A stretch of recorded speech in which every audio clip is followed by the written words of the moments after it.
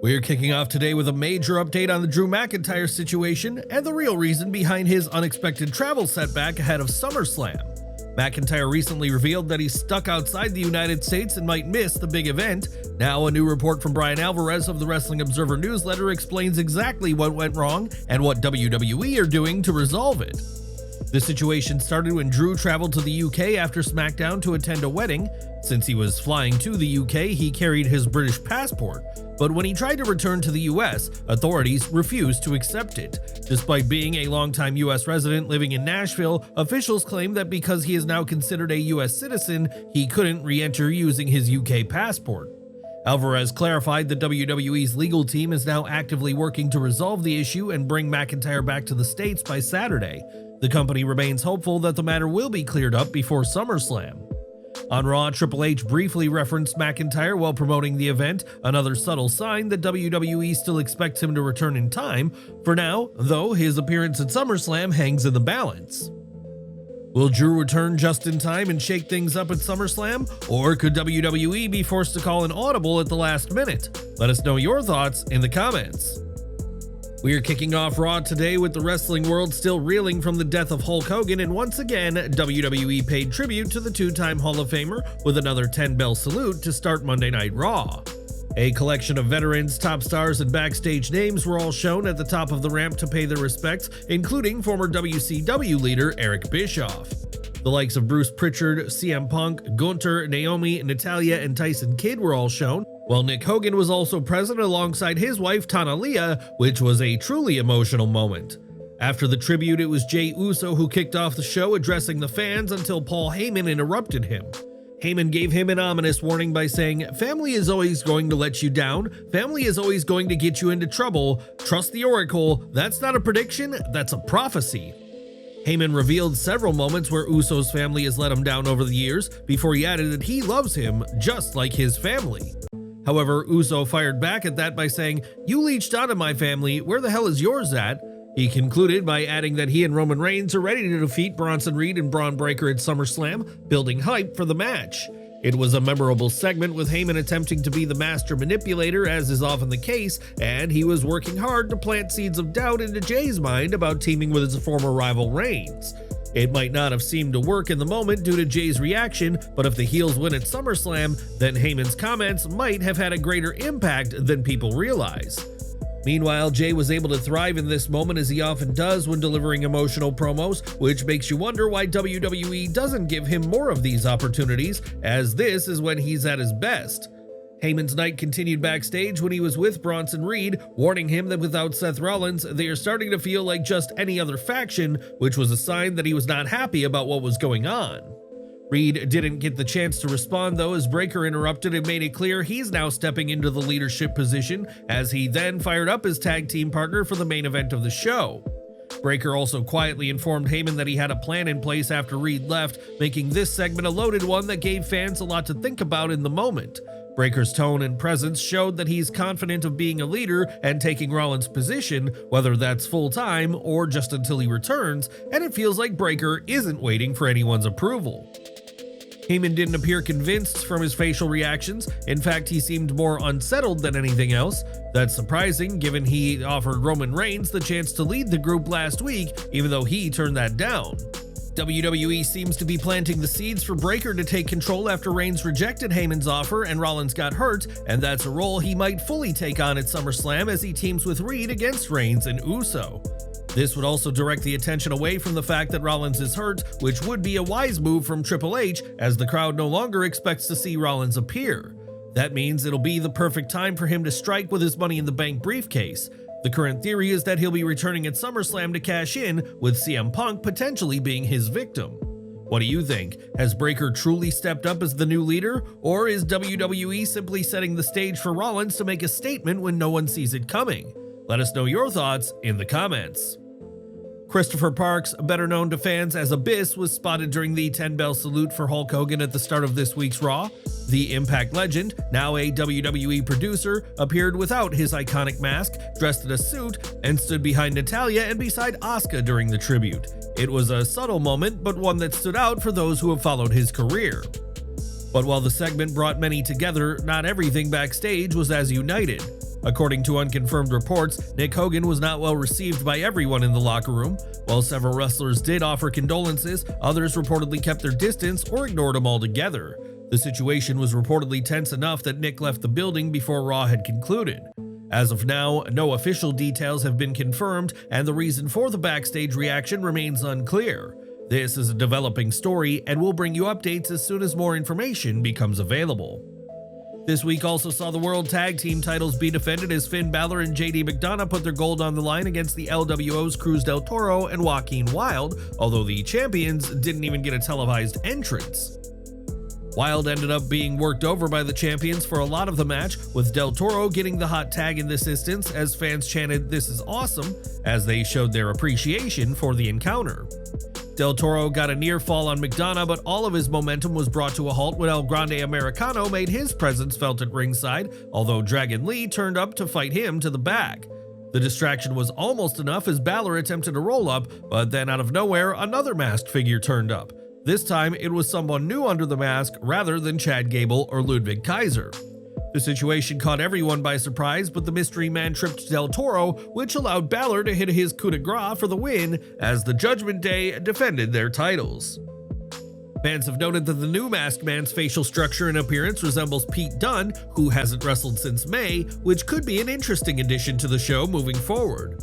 It was a fun match overall though, and Corey Graves did a great job of putting over Wilde's near career-ending injury back in 2017, adding extra details to help grow his connection to the audience.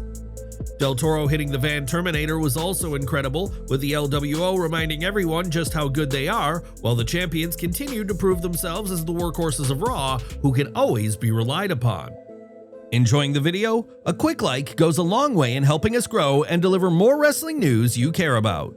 WWE built toward the World Heavyweight title match at SummerSlam this week as CM Punk and Gunther came face to face in the middle of the ring, with Gunther claiming, "I left the voice of the voiceless speechless." However, in typical Punk fashion, he wasn't quiet for long. Instead, he made it clear to the ring general that he doesn't just want to be champion, he needs it. "I don't drink and I don't do drugs, but I understand addictions," Punk started before pointing at the world title, "because this is my addiction. You're right, I don't deserve to call myself the best in the world, I've earned it," the #1 contender said. Gunther attempted to respond, but Punk cut him off and made it clear that he'll be leaving SummerSlam as champion, and all Gunther will have is the ability to say he shared the ring with the best in the world. It was a fiery babyface promo from Punk, and there's still nobody better in the business at delivering them in all of WWE, as he generates so much excitement for his matches, with this being a great example. Now the question is whether WWE pulls the trigger to give us a Punk win, or will he become the latest victim of Gunther, who is enjoying a career year in WWE? The fact that it isn't obvious is a good thing though, and should set up a hot match.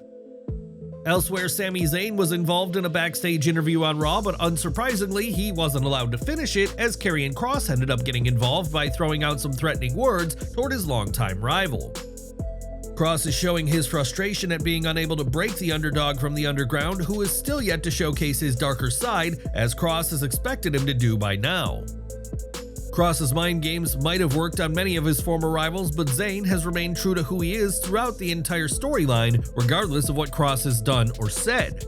However, Kross revealed that their SummerSlam match now has a new stipulation where Zayn will have to get on the microphone and say Kross was right if the Harbinger of Doom wins.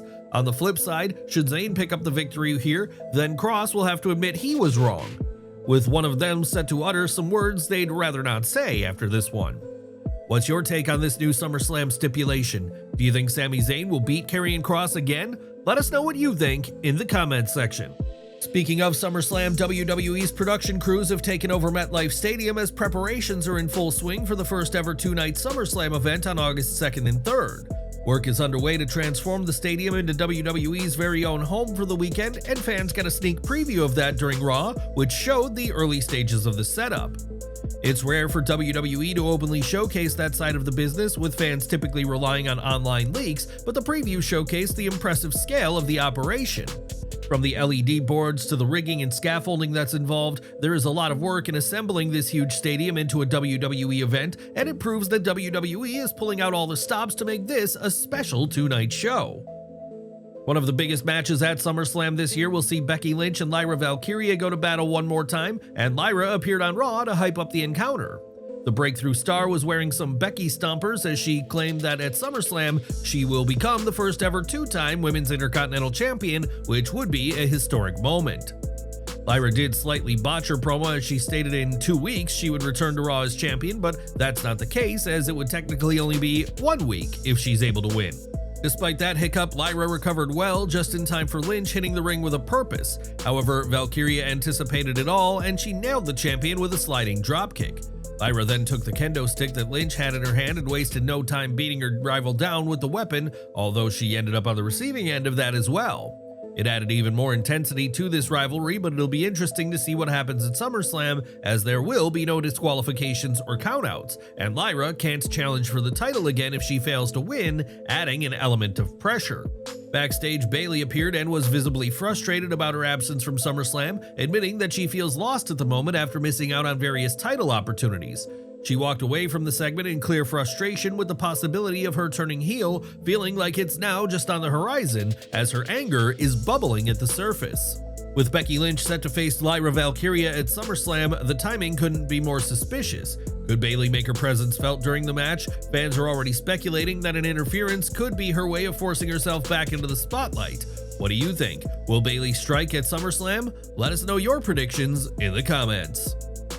The Women's Intercontinental title will be on the line at SummerSlam, and also Dominic Mysterio will defend the men's title against AJ Styles during the two-night event.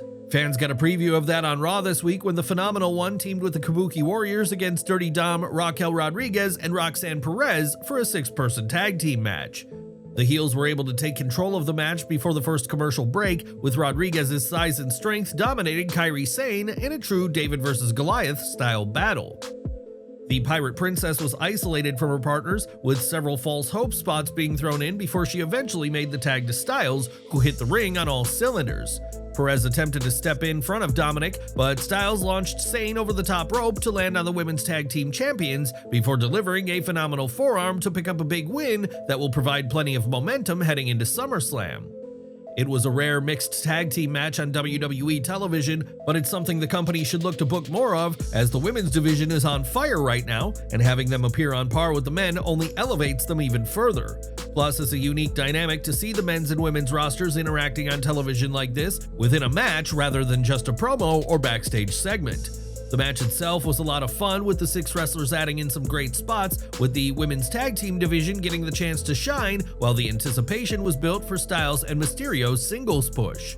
Perez and Rodriguez are evolving well as a tag team, with their in-ring chemistry shining bright throughout this one. That's why it feels like having them lose the titles at SummerSlam would be a mistake.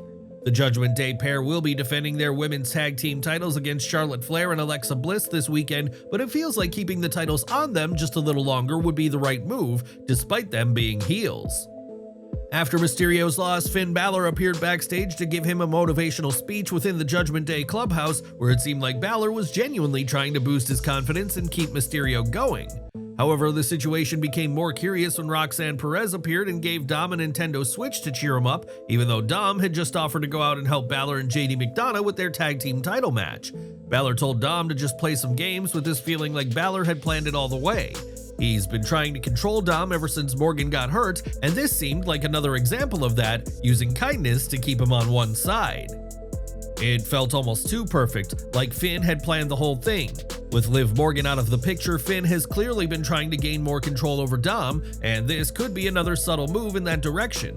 Was the Switch gift a setup? Is Finn using kindness to manipulate Dom into staying out of the way? It's not confirmed, but the pieces are falling into place. Finn may be playing a longer game here. What do you think? Was that Switch gift part of Finn's plan? Let us know in the comments.